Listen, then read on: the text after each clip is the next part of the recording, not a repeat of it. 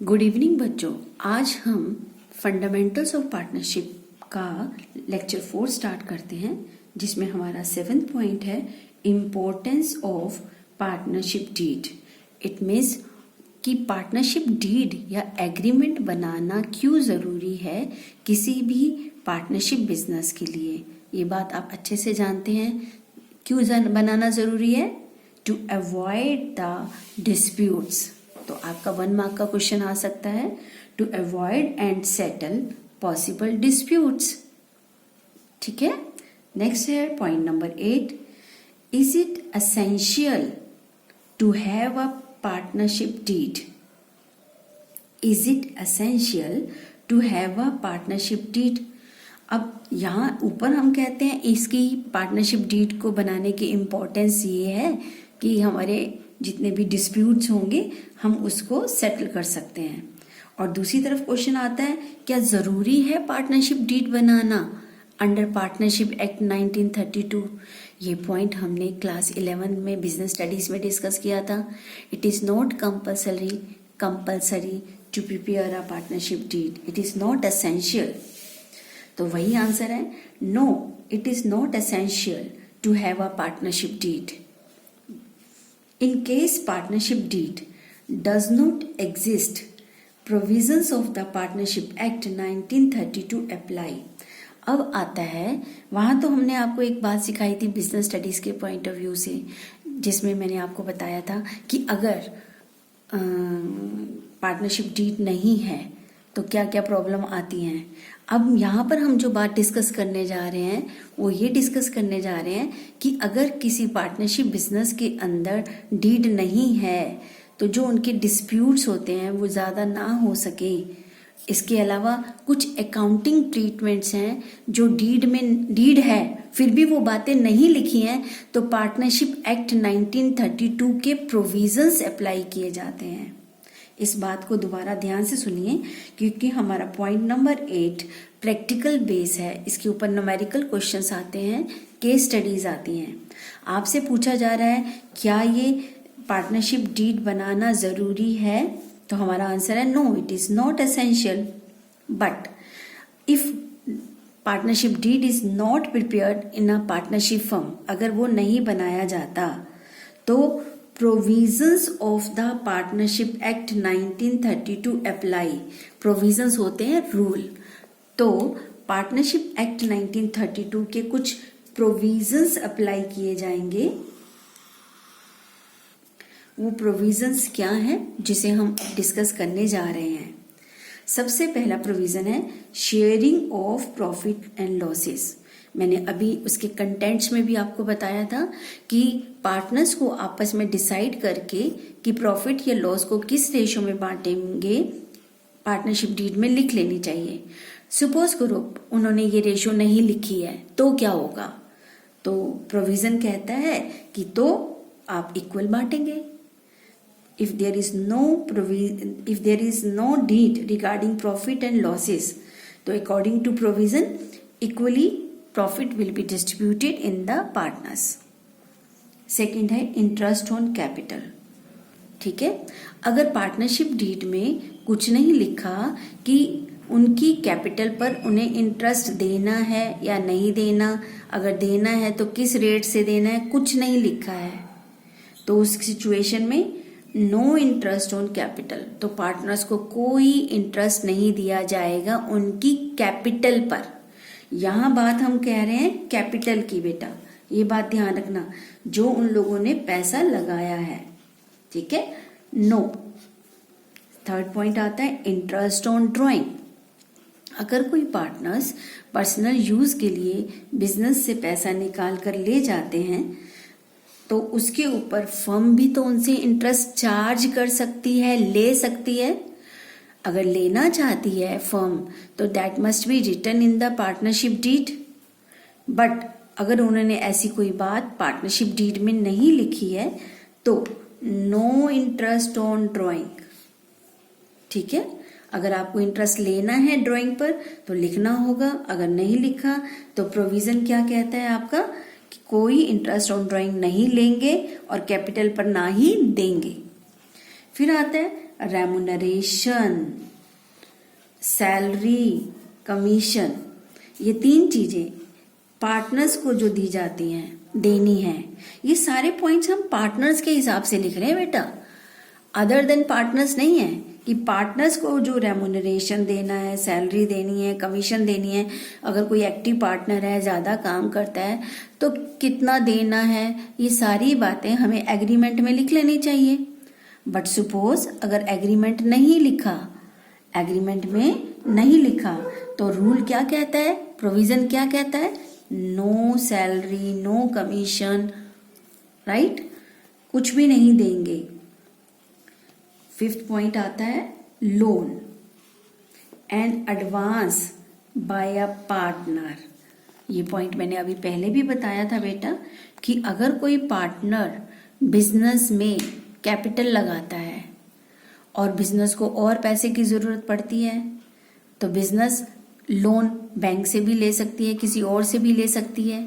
Suppose अगर कोई partner खुद ही उस फर्म को लोन देता है तो लोन के ऊपर वो कितना इंटरेस्ट लेगा, ये बात हमें एग्रीमेंट में लिख लेनी चाहिए, डीड में।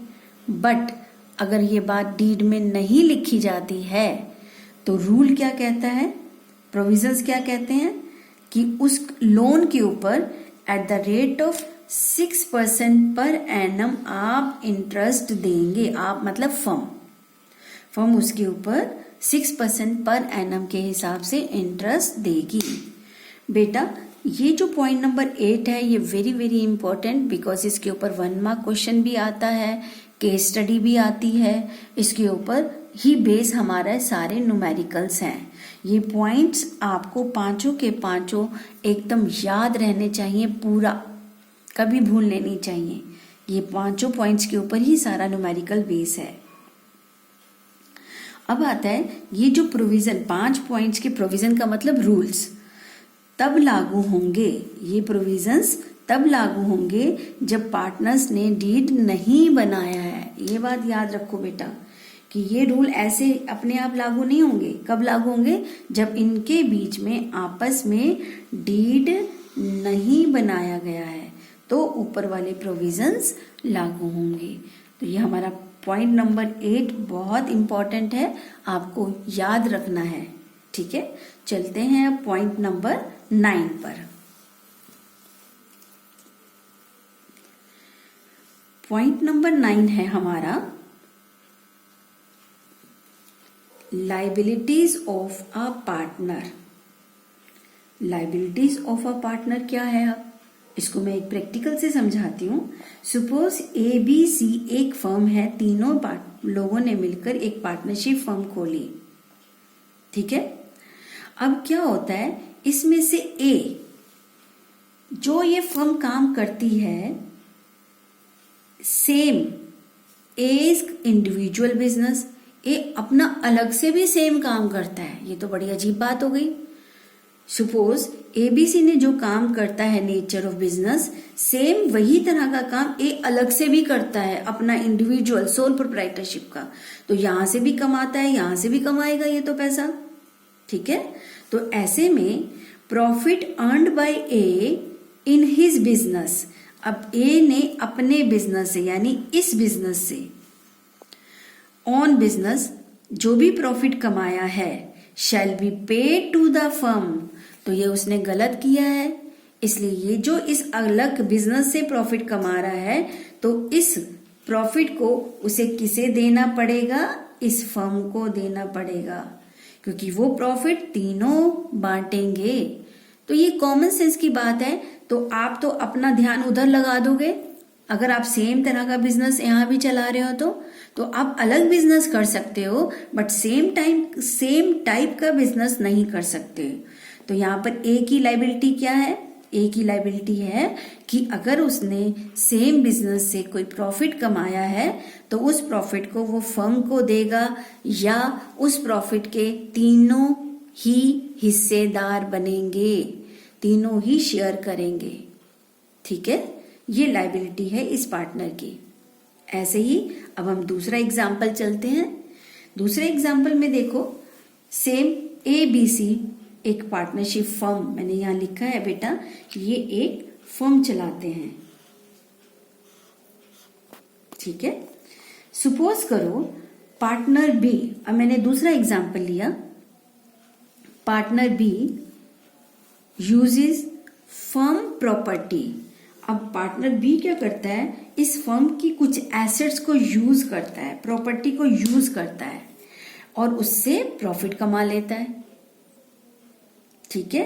अब ये बात किसी को नहीं पता, बट अगर पता चल गई कि फर्म की ही एसेट से उस बंदे ने कोई प्रॉफिट कमाया है, तो उसे भी क्या करना होगा, उस कमाए हुए प्रॉफिट को, उस प्रॉफिट को shall be paid to the firm, उसे ये प्रॉफिट फर्म को पे करना पड़ेगा, क्योंकि अगर वो अकेला नहीं खा सकता, क्योंकि उसने अपनी एसेट से नहीं कमाया वो प्रॉफिट, फर्म की एसेट से कमाया है।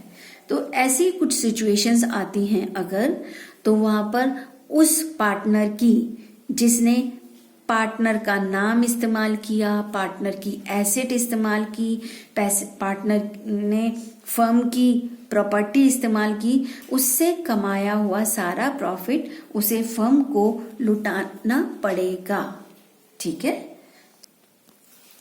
चलिए अब हमने provisions of the partnership act 1932 के पढ़ लिए थे, जिसमें मैंने आपको बताया था वो 5 पॉइंट, जिनके बारे में अगर एग्रीमेंट में नहीं लिखा होगा तो क्या रूल्स अप्लाई होंगे। अब हम चलते हैं कुछ इंपॉर्टेंट प्रोविजंस पर ऑफ द पार्टनरशिप एक्ट 1932। वो अदर इंपॉर्टेंट प्रोविजंस क्या हैं।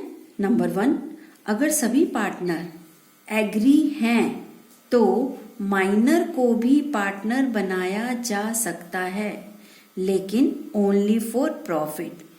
जब मैंने लास्ट सेकेंड लेक्चर में आपको बताया था बेटा कि माइनर पार्टनर नहीं बन सकता, ठीक है, कौन अनसाउंड माइंड वाला व्यक्ति पार्टनर नहीं बन सकता। लेकिन वहीं पर अब पार्टनरशिप एक्ट 1932 ने कुछ रिलैक्सेशन दी। वो कहता है कि अगर आप माइनर को पार्टनर बनाना चाहते हो तो आप पार्टनर तो बना सकते हो, लेकिन आप उसके साथ लॉस शेयर नहीं कर सकते। आप उसको केवल ओनली फॉर प्रॉफिट का ही पार्टनर बना सकते हैं, ठीक है, clear. Second point, registration of a firm is not compulsory. ये पॉइंट तो आपको पहले से आता होगा, क्योंकि ये पॉइंट हम क्लास 11th में सीख चुके हैं। ये मैं पॉइंट्स इसलिए डिस्कस कर रही हूँ क्योंकि ये पॉइंट्स 1 मार्क क्वेश्चन में भी आ सकते हैं बेटा, क्योंकि अभी हमारा 20 नंबर के MCQ 1 मार्क है। सेकेंड, इनका यूज हमारे प्रैक्टिकल्स में भी है। थर्ड पॉइंट है, अ पार्टनर में बी रिटायर, छोड़कर जा सकता है, admitted in a firm, admit हो सकता है, either with the consent of all the partners, सभी पार्टनर्स की सहमति से। जब तक सभी एग्री नहीं होंगे तो कोई भी नया पार्टनर एंटर नहीं कर सकता, और in accordance with N express agreement. अगर आपने कंसेंट वाला पॉइंट नहीं रखा है तो अगर बाकी पार्टनर्स का एक्सप्रेस एग्रीमेंट है, अगर वो रिएक्ट नहीं करते हैं, चुप रहते हैं या डीड में लिखते हैं, तो भी पार्टनर एडमिट किया जा सकता है और रिटायर हो सकता है, ठीक है। अभी तक हमने जो भी थ्योरी पार्ट पढ़ा, जो हमने पार्टनरशिप डीड के कंटेंट पढ़े, जो हमने पार्टनरशिप एक्ट के प्रोविजंस पढ़े, अभी हमने पढ़े थे 5 प्रोविजंस, कुछ ये साइलेंट प्रोविजंस हैं। इन्हीं के ऊपर बेस अब हम चलते हैं इलिस्ट्रेशन नंबर 1, 2, 3 जो आपको करनी है मेरे इस लेक्चर के बाद, और एक्सरसाइज का क्वेश्चन नंबर 1, 2, 3, 4, 5, 6, राइट। में अभी तक हमने जितना पढ़ा है उससे रिलेटेड आपको ये 3 इलिस्ट्रेशन और ये 5-6 आपके एक्सरसाइज के क्वेश्चन हो जाने चाहिए। चलिए अब करते हैं illustration number 1। Let's do illustration number 1। Ambrish, Lalit and Charu, ये 3 लोग हैं, are partners in a firm. They do not have a partnership deed. चलिए, सबसे पहले इन्होंने आपको लिख ही दिया कि they do not have a partnership deed. 3 partners हैं, ठीक है।